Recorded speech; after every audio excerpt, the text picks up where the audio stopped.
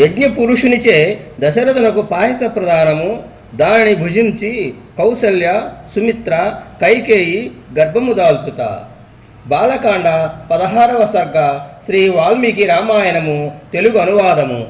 బ్రహ్మాది దేవతలు ఇట్లు ప్రార్థింపగా, దేవదేవుడైన శ్రీమన్నారాయణుడు తాను సర్వజ్ఞుడయ్యును వారితో మధురముగా ఇట్లు వసించెను.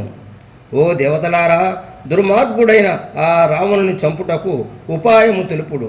దానిని అనుసరించి ఆ ఋషికంటకుని హతమార్చెదను.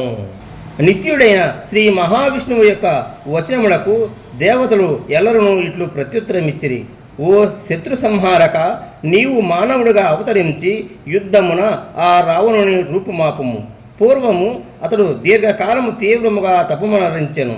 సృష్టికర్తయు దేవతలలో పెద్దవాడును అయిన బ్రహ్మ వాని తపమునకు సంతుష్టుడై ఉన్న బ్రహ్మ నుండి ఆ రాక్షసుడు మానవుని వలన తప్ప ఏ ఇతర ప్రాణి నుండి తనకు మృత్యు భయము లేకుండానట్లు వరము పొందెను.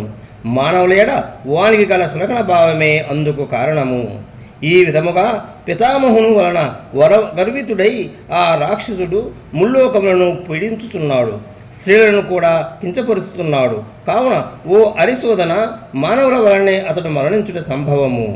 సమస్త ప్రాణులకును ఆధారభూతుడైన శ్రీ మహావిష్ణువు దేవతల ఈ మాటలను ఆలకించి దశరథ మహారాజునకు పుత్రుడై జన్మించుటకు నిశ్చయించుకునేను.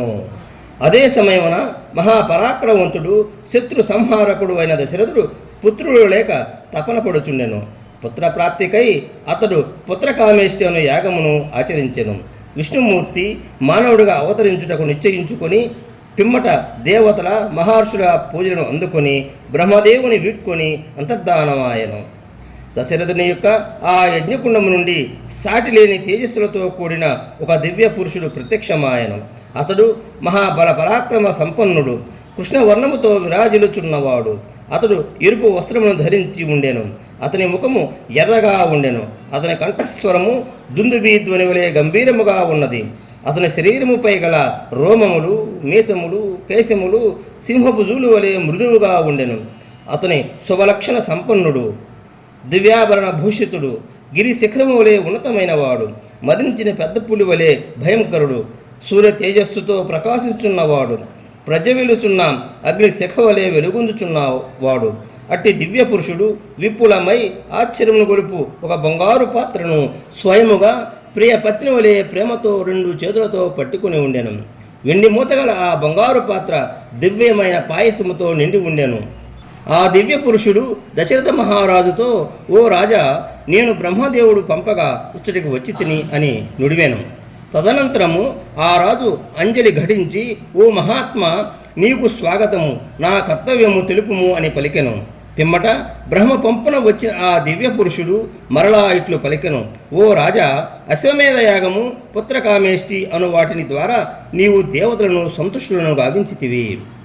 వారి అనుగ్రహముతో ఇది లభించినది. ఓ నరేంద్ర, ఇది దివ్యమైన పాయసము, సంపత్కరము, ఆరోగ్యమును వృద్ధి చేయునది. అంతేకాదు ఇది సంతానము ప్రసాదించును. దీనిని స్వీకరింపుము. ఈ పాయసమును నీ ప్రియపత్నులకు ఇచ్చి భుజింపవలసిందిగా వచింపుము.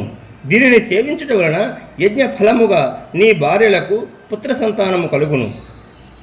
అనంతరము రాజు అట్లే అని పలికి పరమ ప్రీతుడై దివ్య పాయసముతో నిండి దేవదత్తమైన ఆ బంగారు పాత్రను వినమ్రుడై గ్రహించెను. అద్భుతముగా దర్శనీయుడయ్యున్న ఆ దివ్య పురుషునకు పరమానందముతో ప్రదక్షిణ నమస్కారములు వనర్చెను. దశరథ మహారాజు దేవతలను అనుగ్రహించిన ఆ దివ్య పాయసమును పొంది నిర్ధనుడు ఒక నిధిని పొందినట్లుగా మహానందభరితుడాయను. పాయస ప్రధాన కార్యమును ముగించుకొని అద్భుతాకారముతో దివ్య తేజస్సుతో విరాజిల్లుచున్న ఆ మహాపురుషుడు వెంటనే అంతర్ధానమాయను. సంతానదాయకమైన దివ్య పాయసమును లభించుట వలన అంతఃపుర స్త్రీలు అందరూ మిక్కిలి సంతోషంతో ప్రసన్న ముఖకాంతులతో శరత్కాలమునందు ఆహ్లాదకరమైన చంద్రకిరణములతో ప్రకాశించు ఆకాశముడే తేజరిల్లిరి. దశరథుడు అంతఃపురమున ప్రవేశించి కౌసల్య మొదలగు రాణులతో, మనకు పుత్రులను ప్రసాదించు ఈ పాయసమును స్వీకరింపుడు అని నుడివెను. ఆ మహారాజు కౌసల్యాదేవికి అమృతతుల్యముకు ఆ పాయసములో సగభాగము ఇచ్చెను. మిగిలిన సగభాగములు అర్ధభాగము సుమిత్రాదేవికి ఇచ్చెను. మిగిలిన పావు భాగములో సగము కైకేయికి వసంగెను. మిగిలిన పరక అనగా 8వ భాగమును మరలా సుమిత్రకు ఇచ్చెను. ఈ విధముగా పుత్ర సంతాన ప్రాప్తికై పాయసమును 3 రాణులకు విడివిడిగా పంచెను. ఆ 3 రాణులను దశరథుని నుండి పాయసమును స్వీకరించి అది తమకు జరిగిన సమ్మానమని మహాభాగ్యముగా భావించి సంతోషముతో పొంగిపోయిరి. పిమ్మట దశరథ మహారాజు యొక్క ప్రియ పత్నులు 3 ఆ దివ్య పాయసమును ఎవరి భాగమును వారు భుజించిరి. అగ్నివలే సూర్యుని వలె తేజమూర్తులై విరాజిల్లిరి. అచిరకాలముననే వారు గర్భవతులైరి. తదనంతరము దశరథుడు గర్భవతులైన తన భార్యలను చూచి స్వస్థ చిత్తుడై స్వర్గమునందు ఇంద్రాది దేవతలచే సిద్ధులచే ఋషిగణములచే పూజింపబడిన విష్ణువు వలె సంతోషపడెను. వాల్మీకి మహర్షి విరచితమై ఆది కావ్యమై శ్రీమద్ రామాయణమునందలి బాలకాండమునందు 16వ సర్గము సమాప్తము.